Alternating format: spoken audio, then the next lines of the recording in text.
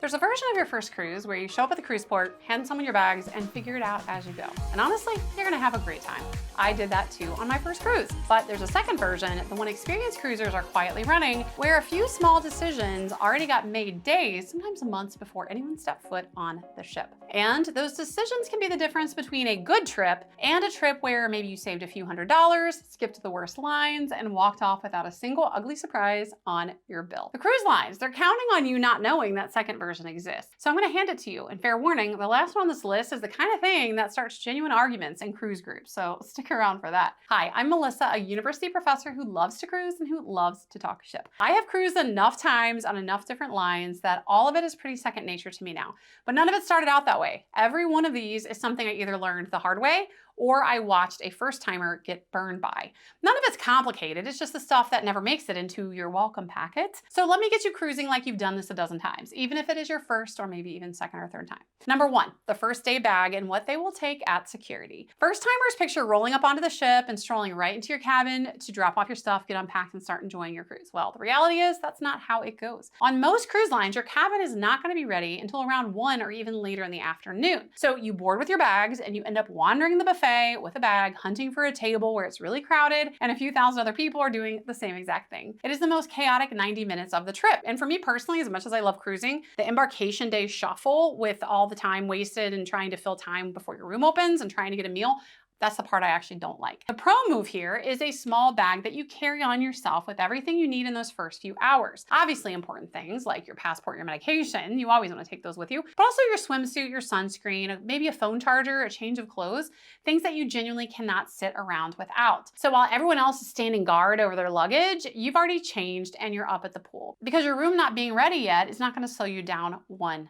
bit. Now, of course, that requires that you check your main bag or bags, but you always want to keep a small bag with you. Now, here's the other half of this one, the part that catches people. There are things in your suitcase that security will pull and confiscate, and sometimes first timers, they have no idea. Steamers and clothing irons, absolutely full stop, not allowed, banned by every single cruise line because they're a fire risk. If you try to bring them, they're going to get caught, they're going to get confiscated. And sometimes that can mean that your bag that you checked is delayed getting to you. And then on disembarkation day, when you're here to probably get off the ship and go home, you got to go do the walk of shame and pick up your confiscated item at the confiscated items table. Now, power strips and extension cords, they're trickier because the rules are not the same on every cruise line. Most of the cruise lines will allow a basic non-surge extension cord, and I do strongly encourage everybody to bring one. I cannot live without mine, even now, not just cruising, but all travel. But some cruise lines like Royal Caribbean, they ban extension cords and power strips entirely. So you can use little expander cubes, but you can't have anything corded. So make sure you follow the cruise line's rules on that. And by the way, if the idea of packing for a cruise stresses you out, I have a free, custom curated by myself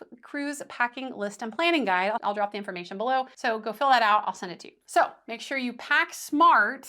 There's certain things you want to leave at home, but you always want to bring your little bag with you so you can enjoy the cruise and check your bags and you don't have to worry about schlepping them around the ship. Now let's talk about when to book your cruise, because the single biggest factor in what you pay for a cruise is not the cruise line or the cruise ship. Well, that's a big part of it, but a big factor too is when you book. And experienced cruisers tend to book on one of two extremes. You either book really early, a year or more out. That's going to usually get you lower prices, the widest choice of cabins, especially on a popular sailing or brand new ship. Or you book late if you're genuinely flexible, because the cruise line would rather discount a cabin than sail with it empty. Holland America Line even runs a standby program built around that, kind of like an airline standby program, but you got to know what you're signing up for, right? It's not for your casual last minute booking. You might not be confirmed until a few days before you sail. So it really only works if you live within driving distance of a cruise port. But what tends to cost cruisers the most is booking in that messy middle. A couple of months out where prices have firmed up, capacity started to fill, but the best cabins are already gone and the cruise lines still think they can sell those rooms, so they haven't dropped the price yet. Now, here's the move almost nobody tells a first timer. The price you pay the day you book is not always locked in, especially if you do book far out, which is another advantage of booking far out. Fares move around, they fluctuate. Sometimes they can even change in the same day. And if the price on your sailing drops while you're still before that final payment date, in many cases, you can claim that difference back. Sometimes as a lower rate, and usually they'll give it to you in the form of onboard credit rather than an outright refund, but that's still money back in your pocket. Now, it depends on the fare type, the dates, the cruise line's rules and all of that kind of stuff. So read the fine print, but a lot of people, they book once, they never look at it again, and they could actually save money. And this is actually a great argument for using a good travel agent. And I will say this as someone who I don't book for other people. I book friends and family only, but I know a lot of great travel agents. So if you want someone to help you book your cruise, get the best price on it, and watch your fare for you in case it drops, it costs you nothing, I'll drop the booking link below and I'll connect you with a really great travel agent. Now, most cruise-focused travel agents are paid by the cruise line. They're not paid by a fee added to your trip, so it costs you nothing more.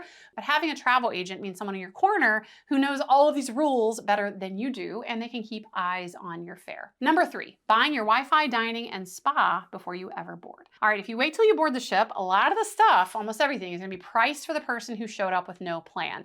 You're gonna pay a lot more for things like the internet package, the specialty steakhouse, your spa day. A lot of these things are marked up for the guest who decides in the moment. So if you put in the time and the effort to buy those things ahead of time on the cruise line website, you're often going to save a significant amount of money. Now, of course, a lot of this depends on the cruise line, the sailing, stuff like that. And sometimes on board, you can actually negotiate a better spa price. You're probably not gonna get the best times and dates, but you can sometimes negotiate that on board. But generally speaking, for all these extra add-ons in cruising, and there are a lot of them, your prices are gonna jump the moment you step on board. So that pre-cruise window is the one that you want. So the pro move is to buy the stuff you know you can't live without. As someone like me, I have to have Wi-Fi. It's non-negotiable. I actually am a professor. I work from sea. I make content. I gotta have Wi-Fi. So I'm always gonna lock that down the minute I make my booking. Now, things like the spa, specialty restaurants, I'm not sure yet if I'm gonna do those things. So I might wait until I'm on the ship. I know I may pay more, but I may be able to negotiate a little bit there. So for non-negotiable stuff you know you absolutely want or must have,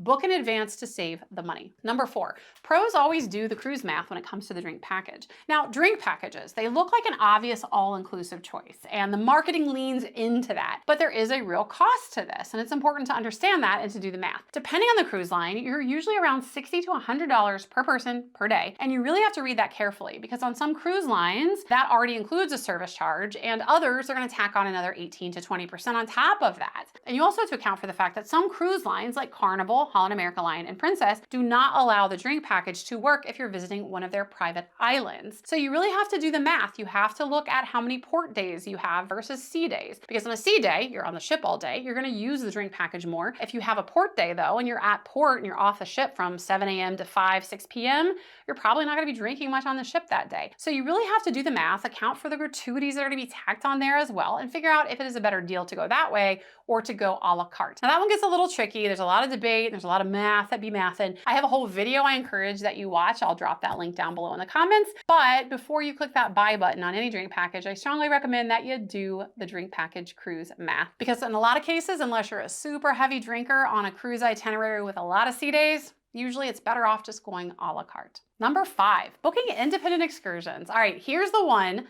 where the pro move and the beginner move are actually 2 different things, and knowing which one you are is the trick. Now, the cruise line, they're gonna sell you excursions, and they're super convenient, but they're also super marked up. That same snorkeling trip or island tour booked with the tour operator is actually usually the same exact tour operator the cruise lines use, right? So the cruise lines aren't running these excursions. They're booking with third-party independent tour providers, and they're just charging you a fee for that. So if you're a first-time cruiser, you're very anxious, book with the cruise line, because the big benefit of booking an excursion with the cruise line is they have a guarantee where they will not leave you behind. So if an excursion goes sideways, something happens, you miss the ship, you're covered. Going independent, you're on your own. So for a first timer, I do always recommend booking through the cruise line that first time. Or if you are a highly anxious person, you're not gonna allow yourself to relax because you're paranoid about missing the ship, go ahead and pay the upcharge to book with the cruise line. You're gonna have a much more enjoyable time. But if you're good with time management, you want to save money, I always encourage going independent because you can usually get a smaller, better experience, and you're almost always gonna get a significantly better price. So pro cruisers, almost all of us, we almost always go independent. To not just save money, but to have a better experience usually too. You're not gonna be stuck on a big bus with 50 other people. Number 6, testing your seasickness fixes at